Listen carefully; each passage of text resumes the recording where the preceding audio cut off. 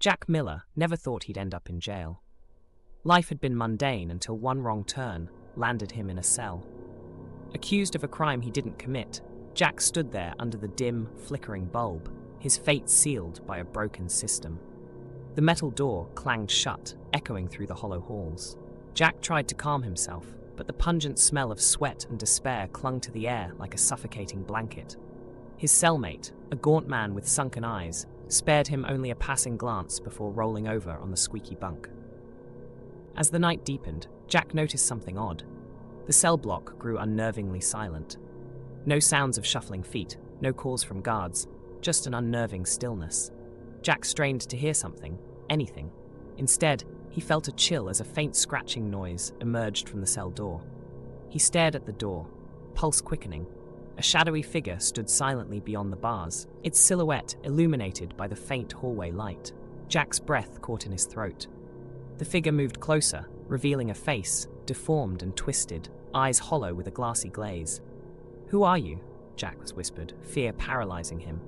The figure tilted its head, raspy whispers echoing, "We are the Forgotten."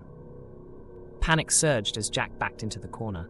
The figure dissipated into a mist, but the whispers grew louder, filling the cell. "Forgotten," they repeated, over and over, a haunting chorus. Jack closed his eyes, wishing the voices away. When he opened them, the world seemed twisted. Barred walls closed in. His cellmate was now a skeletal figure with empty eye sockets, grinning eerily at him. "Relax, you're seeing them too," the skeleton mouthed, though no sound accompanied its words.